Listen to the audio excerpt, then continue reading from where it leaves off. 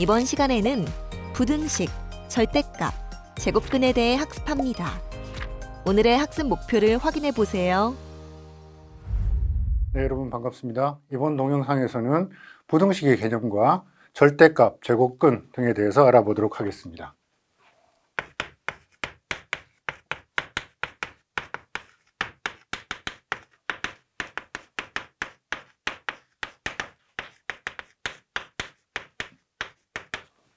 네, 먼저 우리가 방정식을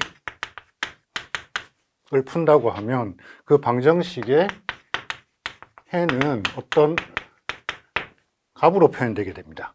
예를 들어 x제곱 마이너스 4가 0이다 라는 방정식을 풀면 그 해는 x가 플러스 또는 마이너스 2 라는 값들로 표현이 되게 되겠죠.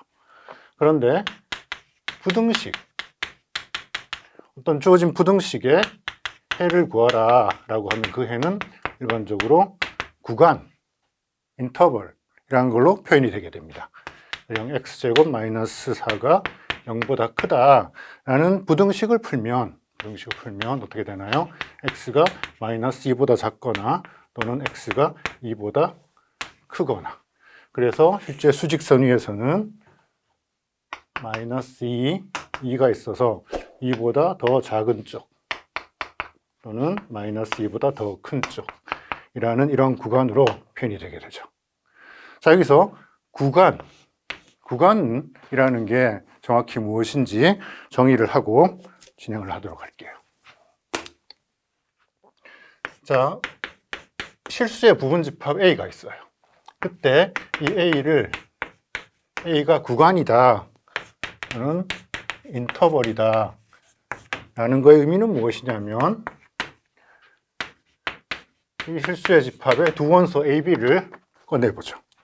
만약 A가 B보다 더 작은 이런 두 원소 AB가 존재한다면 이제 A보다 크고 B보다 작은 X, 즉 A와 B 사이에 들어있는 모든 X들이 역시 집합 A에 포함되어야 된다는 뜻입니다.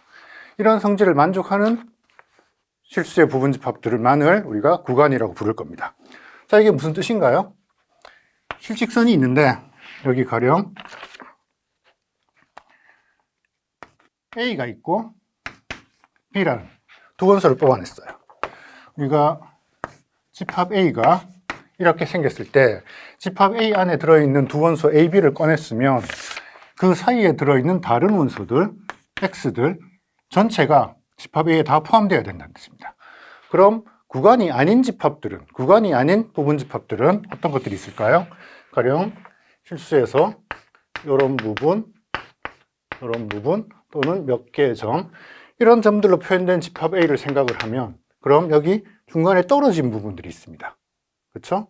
만약 A를 여기서 꺼내고 B를 여기서 꺼내면 그 사이에 들어있는 원소들 중에 A에 포함되지 않는 그런 원소들이 존재합니다. 이렇게 떨어져 있는 집합들은 구간이 아닌 거예요. 그렇죠? 자, 그럼 구간에는 어떤 종류들이 있는지 살펴보도록 하죠.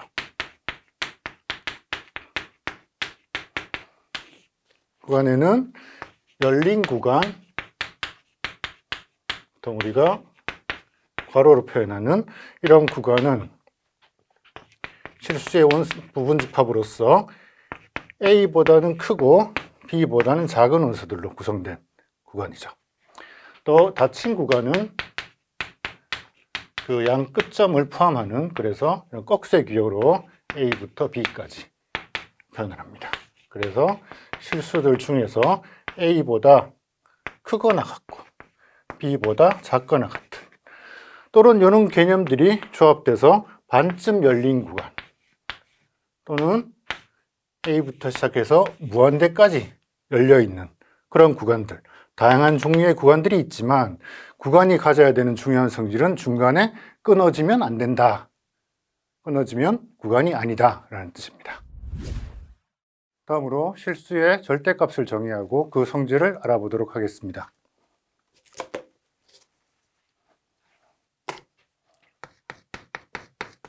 실수 x가 주어져 있을 때 이 기호로 우리가 x의 절대값을 표현합니다.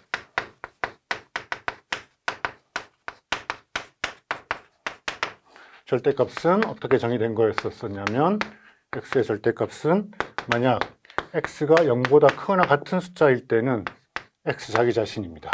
그렇지만 x가 0보다 작을 때는 그 부호를 바꿔서 양수로 만들어준 걸 x의 절대값이라고 부르죠.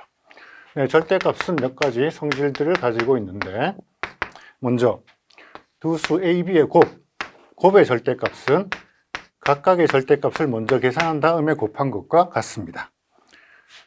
이 성질은 몫에 대해서도 마찬가지로 성립되는데 a 나누기 b 또는 b분의 a라는 숫자가 있으면 그 절대값은 분자의 절대값, 분모의 절대값을 따로따로 계산해서 나눗셈을 해주면 동일한 값을 얻어줍니다. 단 여기 분모는 0이 될 수는 없겠죠.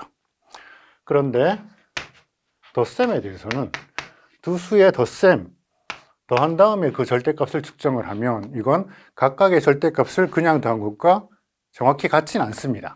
일반적으로 a의 절대값을 먼저 계산하고 b의 절대값을 따로 계산해서 두 숫자를 더하면 덧셈을 먼저 한 다음에 절대값 취한 것보다는 더 커지게 됩니다. 왜 그럴까요?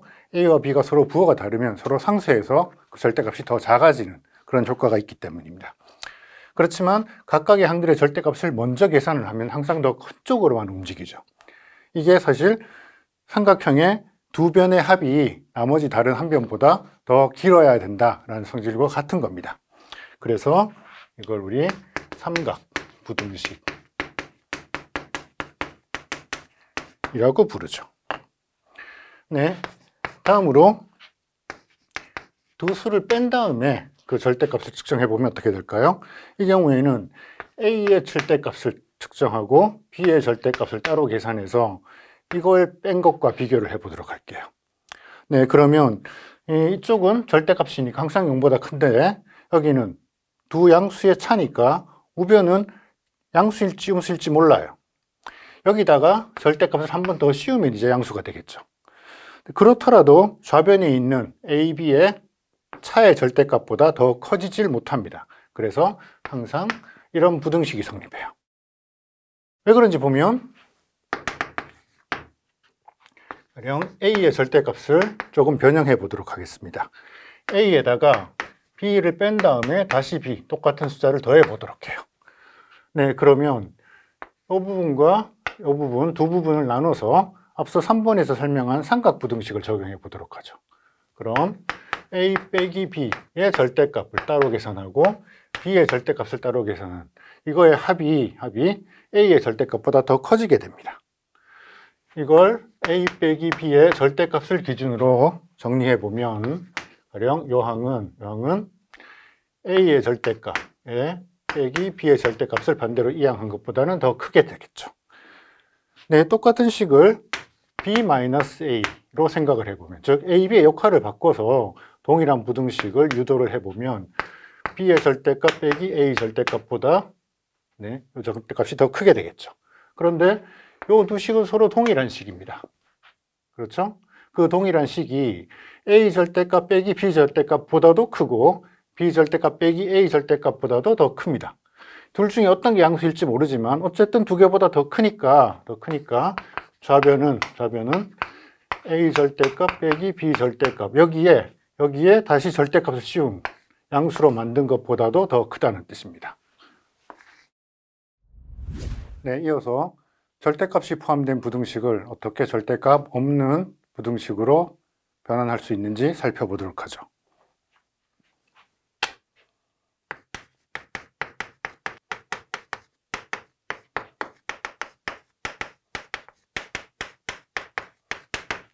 가령 a는 주어진 양수라고 해요. x의 절대값이 a보다 작다, 절대값으로 표현된 이런 부등식이 있으면 이 부등식은 x의 범위를 -a부터 a까지 이렇게 표현할 수 있습니다. 반대로 x의 절대값이 a보다 크다라는 부등식은 x가 -a보다 작거나 또는 x가 a보다 크거나 이런 두 개의 서로 떨어져 있는 각각은 구간이지만 전체가 합쳐지면 하나의 구간은 아니죠. 그래서 두 개의 구간으로 표현할 수 있습니다. 네, 이 개념을 이용해서 간단한 예제를 하나 살펴보도록 해요. 네, 3x-5의 절대값이 1보다 크거나 같다. 네, 이 절대값이 포함된 부등식을 풀면 그 해가 여러 개의 구간으로 표현이 될 텐데 3x-5 절대값이 1보다 크다는 건 이런 두 개의 서로 다른 구간으로 표현할 수 있죠. 그래서 마이너스 1보다 작거나 또는 3x-5가 1보다 크거나 라는 두 개의 방정식으로, 두 개의 부등식으로 분해할 수 있습니다. 그래서 각각의 부등식을 풀면 3x가 4보다 작으니까 x는 3분의 4보다 작거나 같다. 또는 3x가 6보다 크니까 x는 2보다 크거나 같다. 그래서 실수 범위에서는 3분의 4라는 값에서부터 작거나 같은 쪽 구간, 그리고 2라는 점에서부터 출발해서 크거나 같은 쪽 구간, 두 개의 구간으로 표현을 할 수가 있죠. 또는 이걸 우리가 구간을 나타내는 괄호 노테이션으로, 괄호 기호로 표현을 해보면 마이너스 무한대에서부터 출발해서 3분의 4까지 점이 포함되어 있으니까 꺽쇠 기호, 닫힌 기호를 써야 됩니다. 이것 또는 2부터 출발해서 무한대까지 이런 식으로 이 부등식의 해집합을 표현할 수 있겠습니다. 네, 이어서 제곱근의 성질에 대해서 알아보도록 하겠습니다.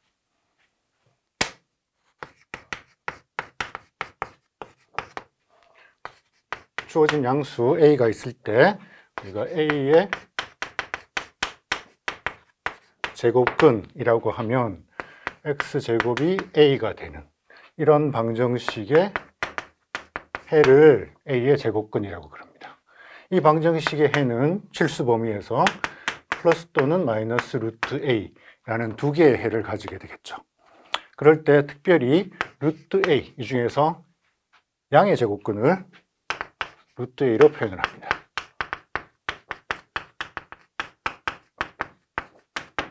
또는 이 양의 제곱근을 주제곱근, 프린시플 스퀘어 루트라고도 부릅니다. 네, 이 주제곱근이 가지고 있는 몇 가지 성질을 보면 먼저 x의 제곱을 먼저 취한 다음에 양의 제곱근을 계산을 하면, 그러면 x가 양수일 때는 자기 자신 x가 되겠지만 x가 만약 음수였었다면 제곱하면서 양수로 바뀌고 다시 양의 제곱근을 취하면서 양수가 됩니다. 즉 제곱을 먼저 취한 다음에 양의 제곱근 스퀘어 루트를 계산한 건 x의 절대값을 계산한 것과 동일한 결과를 얻게 되겠죠. 또 x를 제곱한 다음에 절대값을 취한 거나 x의 절대값을 먼저 취한 다음에 제곱을 한 건 모두 그냥 x를 부호 상관없이 제곱을 한 것과 항상 같은 값입니다. 또 x의 절대값, y의 절대값 사이에 이런 대서관계가 있으면 양변을 제곱해서 x의 제곱, y의 제곱 사이에도 이 대서관계가 유지되게 됩니다. 이 성질을 이용해서 우리가 간단한 예제를 하나 풀어보도록 하죠. 가령 2x 더하기 1의 절대값이 작거나 같다 x-2의 절대값. 네, 이 절대값 기호를 풀어서 부등식을 풀려면 x가 2보다 큰 경우, 작은 경우, 또는 x가 마이너스 2분의 1보다 큰 경우, 작은 경우, 경우의 수를 나눠서 각각 구간들마다 따로따로 푸는 것도 한 가지 방법이 되겠지만, 부등식 양변이 모두 절대값이라면 방금 설명한 이런 성질을 이용해서 양변을 제곱하면 절대값 없는 부등식으로 변환할 수가 있죠. 그래서 이 절대값이 포함된 부등식은 양변을 제곱해서 2x 더하기 1의 제곱이 x 빼기 2의 제곱보다 작거나 같다라는 절대값이 없는 부등식으로 변형해서 풀면 되겠습니다. 그래서 4x의 제곱 더하기 4x 더하기 1이 x의 제곱 마이너스 4x 더하기 4, 또는 이 식을 변형을 하면 3배의 x제곱 넘어가면 플러스 8x 마이너스 3이 0보다 작거나 같다라는 2차 부등식이 되겠네요. 2차 부등식은 1, 3, 3, 1 하고 여기 마이너스를 붙여주면 인수분해가 되죠. 그래서 x 더하기 3하고 3x 빼기 1이 0보다 작거나 같다. 그러니까 이 참수 기준으로 보면 마이너스 3과 3분의 1이 있어서 그 사이 구간에 해당되겠죠. 그래서 x는 마이너스 3보다는 크거나 같고 3분의 1보다는 작거나 같은 구간이 이 절대값이 포함된 부등식의 해집합이 됩니다. 오늘은 부등식, 절대값, 제곱근을 주제로 학습을 진행하였습니다. 이번 시간에 배운 핵심 개념을 통해 정리해 보세요.